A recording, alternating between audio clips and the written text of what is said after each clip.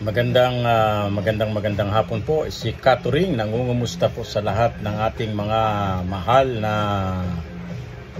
katangki sa buong panig ng Pilipinas. Saan mang sulok kayo ng Pilipinas, si Katuring po ay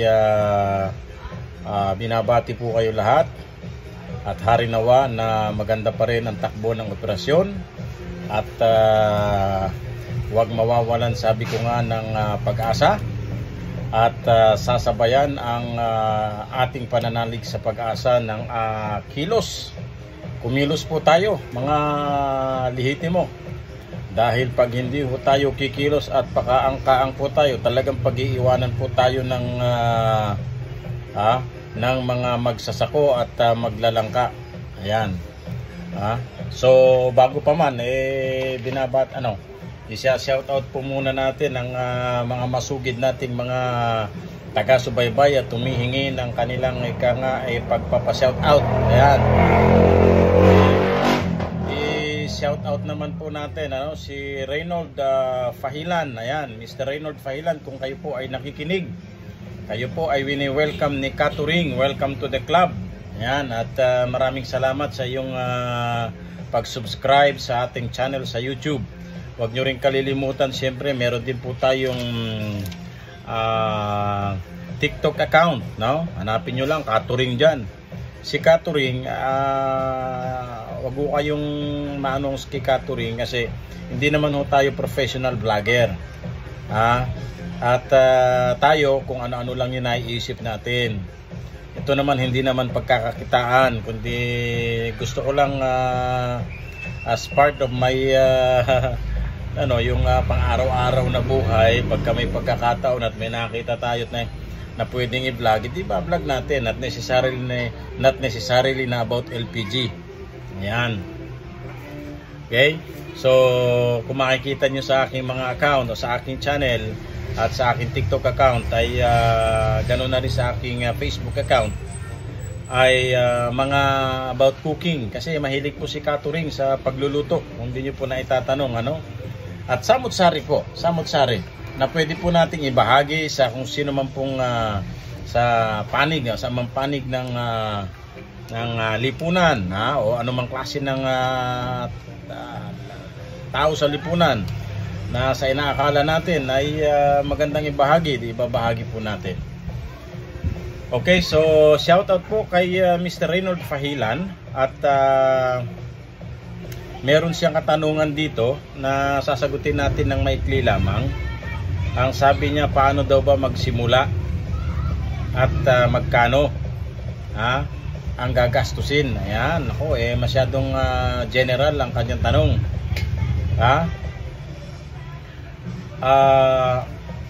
Para ho mas objective yung ating sagot sa inyo, Ginoong Fahilan, kasi depende ho kasi yan, sa katulad yan. Halimbawa, meron na kayong, kung hindi kayo nangungupahan, si Katuring kasi nangungupahan.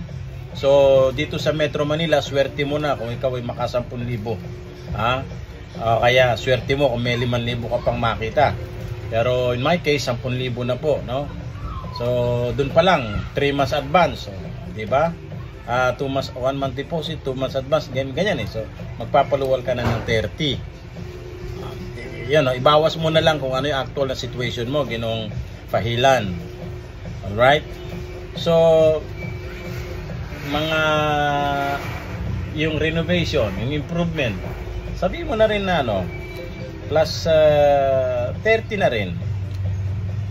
Siyempre mga 3 to 5 days gagawin yan. So mahal na po ang mga materials. Minaximize lang ho natin. Okay? Permit. Sabi mo ng yung sa local clearance, sabi mo nang abot po tayo ng nasa around 10 to 15. Let's say maximize natin 15. Okay? Kasi ano pa yan? Tapos national. National depende sa what I'm referring sa national ay yung DOE. So per brand naman is 1,000. So let's say 3 brand ang dadalhin mo, di 3,000 lang. So magkano lang naman po 'yun, di ba? Tapos Makalimutan ko na yung magkano yung 7,000 ba? I'm really sorry, no? Medyo matagal lang kung magkano yung binayaran ko sa LTO. Ha? Dali lang at babalikan ko nandito nakapaskil.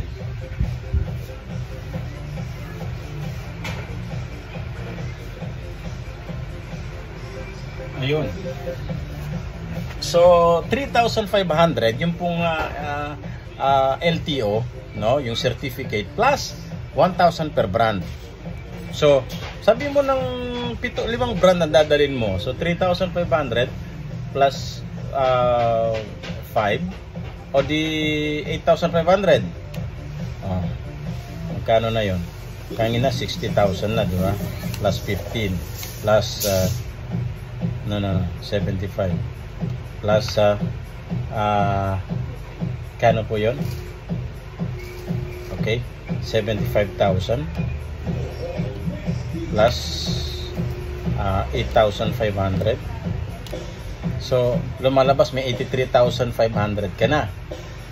Yung motor mo, anong plano mo? Bibili ka ba ng brand new o bibili ka ng second hand? Okay, punta natin sa second hand. Bibili ka ng worth 25,000, 108,000.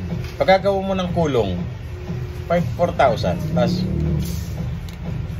112,000 na po. Okay, so alright, rough estimate po natin is around 150,000.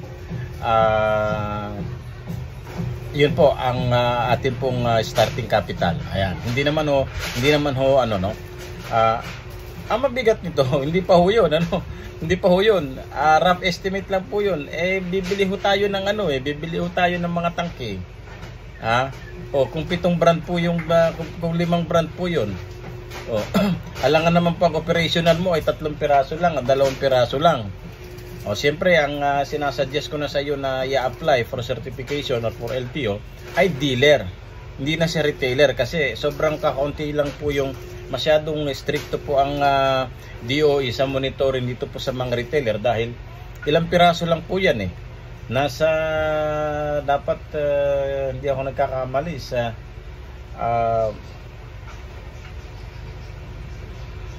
300 kilograms. So I stand corrected, no? Please correct me if I am wrong kasi medyo nawala na ako dun sa guidelines. Nawala na po si Catering sa guidelines. Anong araw, talagang araw-araw inaano ko yan. At the same time pumupunta ka tayo sa summit at iba't ibang mga pagtitipon relative po dun sa mga ating industriya, no? Para how to run the business. So rough estimate po natin is nasa around 200 to 300,000. Ayan, kung meron ka po niyan, medyo ka na niyan, no? Siyempre, sabi ko nga sa inyo, kung 5 brand po yung gagamitin, yung yung ibebenta ninyo, no? Kung multi-brand po tayo, tignan mo na lang yung franchise ni Petron at saka ni Fiesta. Kung open pa po yung promo nila na merong from 50 to 200,000. Doon na nga lang sa franchise nila. Nasa 200,000 na. Ipa-plus pa natin yung mga permit. Okay? So, ito naman, hindi naman para kayo ay discourage kapag ka talagang matindi po ang willingness ninyo. At handa po kayong suungin yung mga challenges along the line. Wala hong problema yan. Hindi ho rin kasi pwede ho kayong umano sa bangko, pwede kayong magano sa lending. So long as na sabi ko nga sa iyo ay desidido ka, nandyan yung interest mo, may puso ka dyan at kaya mo mismong maging rider. Otherwise, kung hindi mo kayang maging rider at mag-deliver, lahat yan isa yan sa magiging natin bandang huli. So mahirap namang ipapamanis mo, dapat ikaw din mismo para ma-appreciate mo yung takbo ng negosyo mo.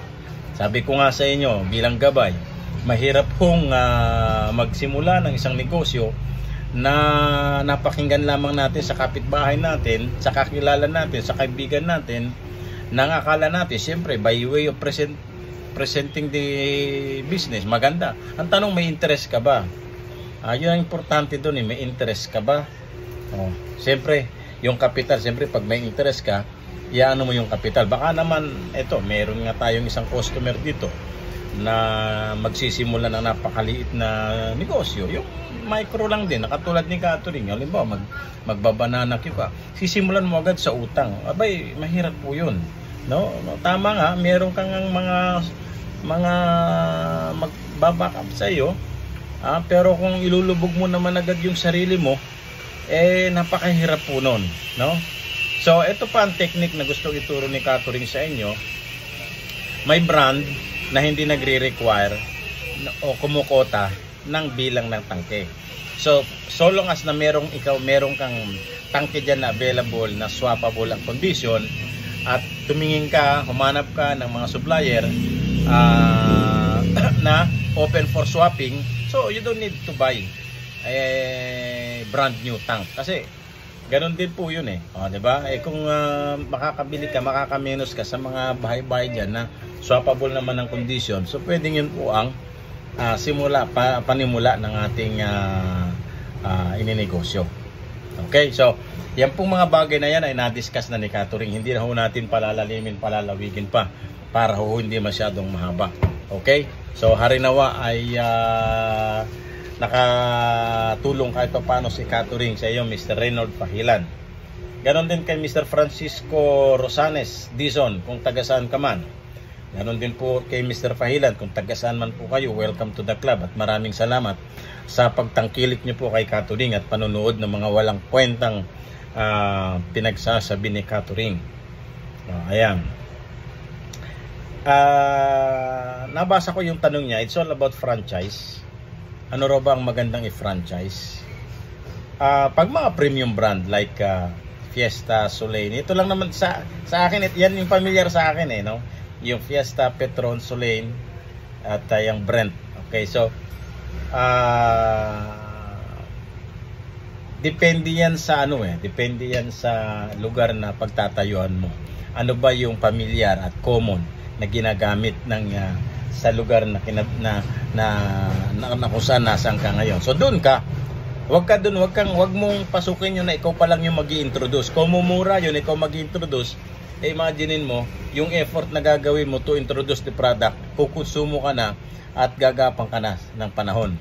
Doon ka na agad magsimula sa kilala na. For instance, Petron, Fiesta, Soleil, yung mga yan, kung familiar na yan sa kanya, nakita mo naman na kadalasan yan ginagamit. Unless kapag malaki ang puhunan mo, malaki kapital mo, kung kaya mong magsimula ng isang franchise na ikaw ang magsisimula doon, at maganda yung promo ng isang product, di maganda, yun ang kunin mo. Okay? So in my case, pinagpaplanuhan ko diyan yung siyempre Fiesta at saka Petron pa rin at saka Brent. Pero dahil ako ay multi-brand, sa akin mas prefer ko ang multi-brand. Just imaginein mo kung dalawa lang produkto mo o isa lang yung produkto na binebenta mo, di isa lang yung pinipilit mo kay customer na eto palitan natin yan, ganito, ganyan. Whereas kung yung tangke ni customer, pwede mong i-offer sa kanya yung different brand na hawak mo. Okay, so you have 7 options, 5 options depending upon on the number na ibinebenta mong produkto. Okay? Pero hindi ko sinasabi na pangit mag-franchise. So lalo pagka maganda naman yung location mo at na pwede niyang i-swap lahat. Walang problema dun sa supplier mo. Wala rin problema, lahat papalitan mo tapos mas mura. Okay po 'yan, 'di ba? Pero sa akin, still I am convinced na mas pa rin sa akin ang multi-brand. Ayan. Harinawa, Mr. Francisco Rosanes Dizon ay nakapagbahagi tayo ng konting ideya sa iyo about po doon sa gusto mong i-franchise. Ano po? Kay Mia Orhel. Ayan, shout out din po sa iyo, Mr. Mia Orhel. Kay Romel Perillo, alam ko, empleyado yata ito ng Soleil, Ayan, so Romel, huwag mo nga kalimutan yung supply natin na dapat laging gwapo, yung ibibigay mo kay Catering. Kay Henry Hardiel, ayan, kay Henry Hardiel, at kay Toti Kiamson. Ayan. Salamat Mr. Toti Kiamson at patuloy ka pa rin kumakapit, no? At kay Hardiel. Ayan, maraming salamat po sa inyo. Okay, so madako po tayo sa mga kaganapan sa ating industriya. Siyempre itatakil natin yung pong liban dyan bago natin reviewin lang uli natin at i-remind lang uli natin na yung swapping program, yung pagtanggap ng mga generic ay extended. Hindi siya extended, but then niliwanag siya, kinlaro siya na still open for swapping po tayo. Pwede po tayong tumanggap and subject for requalification. Ito pong mga generic na ito until 2025 or first week of January na 2026. So ang pinagbasihan is dahil hindi po dun sa date ng pagkakapirma ng Pangulong Duterte o yung pagkakapublish noong Republic Act 11592, kundi ang binase kung kailan nagawa at napirmahan ng dalawang pinuno ng ahensya ng Department of Energy at ng Department of Industry yung guidelines na nasa ilalim ng Republic Act 11592, specifically pertaining doon po sa swapping program ng mga generic and other mga generic na pumasok sa market. So okay, so wag ho tayong magmadali, but let's still open our stores, our shops sa mga customers na may dala-dalang mga generic. Wag ho kayong matakot na tumanggap, but syempre still subject to qualification or screening kung yan ay swappable pa ba o hindi na. Meron ding nagtanong kay Catherine. Ewan ko, ito yata si Mr. Henry Hardiel nagtatanong nga, Catherine, may bayad ba ang pag-swap ng mga Japanese? Okay. So, ito ang katotohanan in practice, kasi nga lagi lang sinasabi natin yung pong sinasabi ni Rigasco, sinasabi ni Congressman na walang bayad ang swapping except for yun nga, yung footring kapag damage. In fact, sana kung ganyan lahat ang ini-implement. Pero ang katotohanan, may mga brand supplier po tayo na hindi talaga ino-open yung ganyang swapping, lalo na may mga hindi naman siya franchise, no? May mga situation hindi naman siya franchise, dealer lamang po siya. Hindi lahat ng promo na available sa isang franchisee ay ino-offer din sa isang dealer like kay Catherine. So in that case, hindi tayo basta pwedeng mag-open ng free swapping. Unlike kay Rigasco, may nakalagay siya dito na free swapping, generic free swapping. Where in fact, kapag may problema yung footring niya, may sinisingil. So, anong gagawin ni Catherine? Di ipapasa natin yan kay consumer, di ba? O magbibigay ka sa akin nang galing doon sa kabila. Ganun yung actually ito magbibigay ka sa akin ng tangke mo galing sa kabila, hindi tinanggihan. Gusto mo papalitan ko ng brand, papalitan ko ng good. Siyempre natural, titignan ko yan. Kung yan ay may damage sa ilalim, so ang i-open ko lang for swapping, ang i-offer ko lang kay customer for swapping, yung talagang brand supplier ko na openly offering itong free swapping. Katulad nga halimbawa ng Rigasco. Ngayon na lang nagsasabi ng ibang mga promo, ito pong mga ibang brand sa akin. Like, kasi nga, hindi naman kasi tayo franchisee. But, hindi ho ganun ang regulasyon actually. Wala pong usapin dito kung ikaw ay franchisee, dealer o retailer.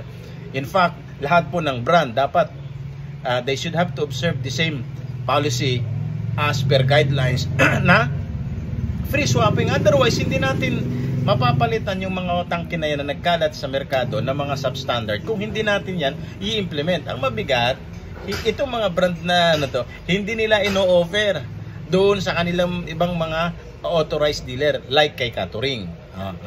So, kung hindi lang natin nalalaman sa iba na bakit si ganito, ganyan-ganyan, bakit si ganito, ganyan-ganyan, open for swapping, yun pala, namimili din ho sila. Kaya, wala hong kung batas, Ginoong Henry Hardiel, kung guidelines po ang pinag-uusapan natin at isasagot ko sa iyo, dapat wala po. Free po, wala pong dapat kolektahin. Okay? Pero like in the case of Pregasco, meron siyang sub-interpretation. So depende, kapag may tama yung kanyang footring, may bayad ka. So it's not absolute na sinasabi nating walang bayad. So we can either see the same implementation sa ibang brand. Mas malupit pa nga yung ibang brand, di ba?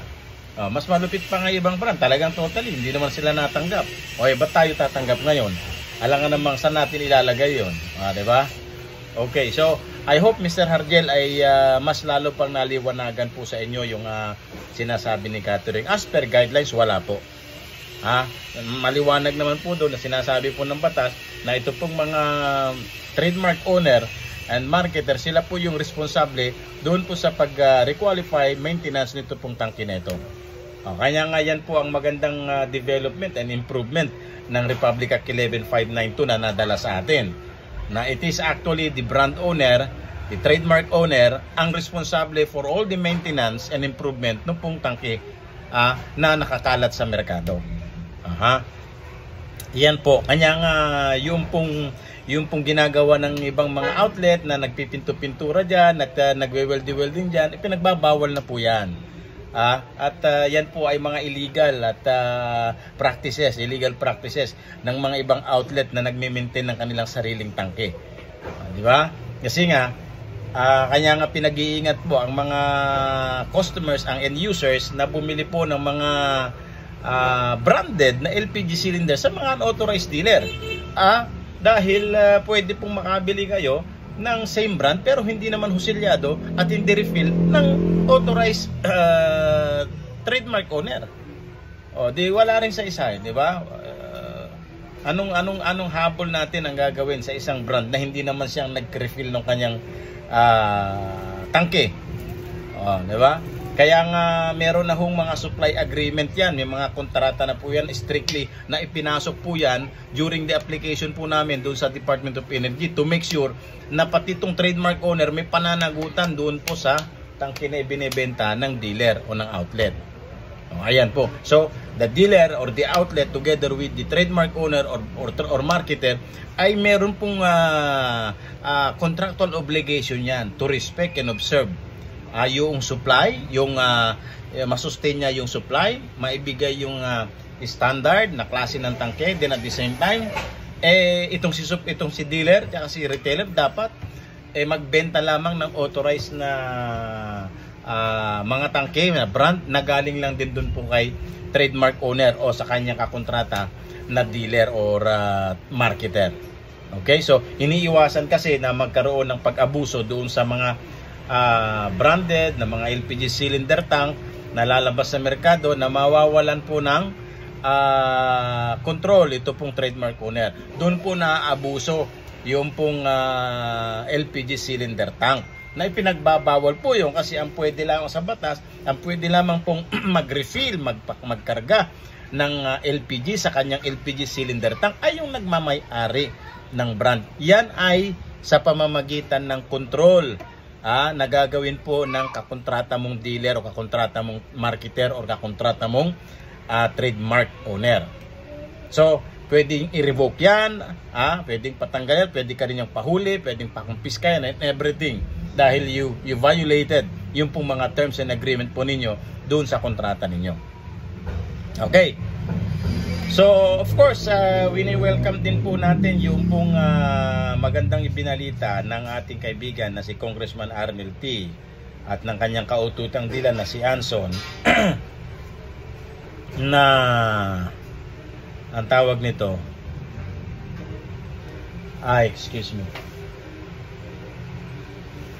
ang tawag nito yung pong ibinalita niya na pagkakahuli nito pong isang planta o refilling plant dito po somewhere in Baler, Aurora almost mag 2 weeks na at yaan yung halos laman ng kanilang pag-uusap ni Congressman.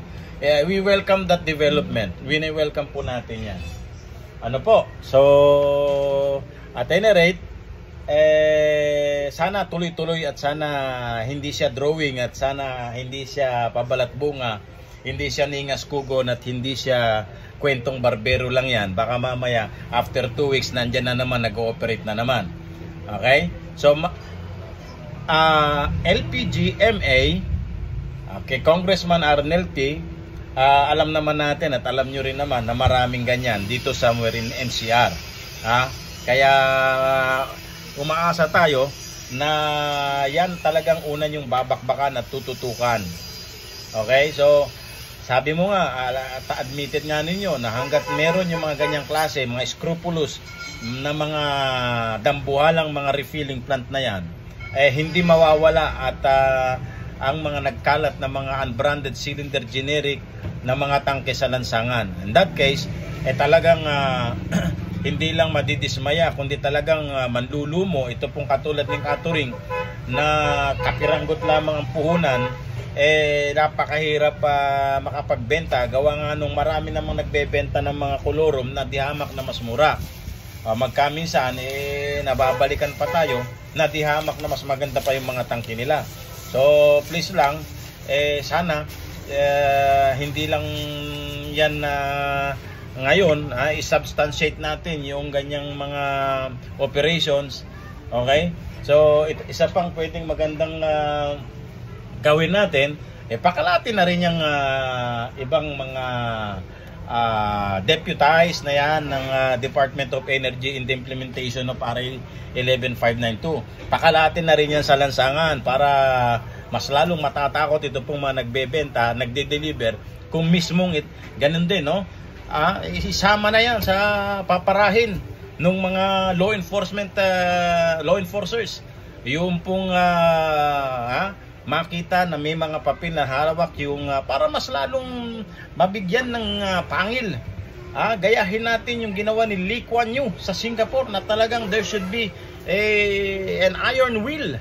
Ito pong mga nagpapatupad para mas lalong mabigyan natin ng sustansya yung sinasabi natin na talagang seryoso. Otherwise, baka mamaya gusto lang nating mangyari yung ganyan dahil merong interest tayong inaalmanan. Di ba? Tignan po ninyo sa paligid ninyo, kayo po mismo magsasabi na talagang lalo na sa Metro Manila ay talamak pa rin talaga, sandamakmak pa rin talaga. Nakikita natin dyan na mga non-compliant dealer and compliant retailer na nagbebenta pa rin po ng mga generic at mga unbranded na yan. So, hindi naman natin sinasabi na walang improvement, walang development. Of course, naniniwala tayo na marami pong nagawang pagbabago, nangyaring pagbabago sa pagdating ng 11592. Pero burahin natin sana sa isipan ng mga katulad ni Katuring na maliliit na pasulupang tangkero na pang mayayaman lamang. Ito pong nangyaring implementasyon ng 11592. Ano natin, i-sweep natin yan, i-sweep natin mula dun sa lahat, mula sa refilling plant, mula dun sa mga at iba pang mga dealer na yan na hanggang ngayon ay talagang lapastangan, nilalabag pa rin ng 11592 para matuwa ito pong mga lihitimo na mga dealer at mga retailer na yan dahil nakikipagbuno pa rin po at siyempre alam nyo naman yung iba dyan talagang dugo at pawis at yung kanilang ipinuhunan yan.